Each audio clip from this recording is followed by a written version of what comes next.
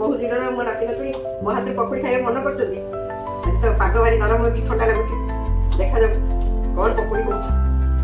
ନିହାତି ଯଦି ପକୁଡ଼ି ଖାଇବାକୁ ଯିଏ ମନ ଯିଏ ତାଙ୍କର ମୋତେ ଠିକ୍ ହେଉଛି।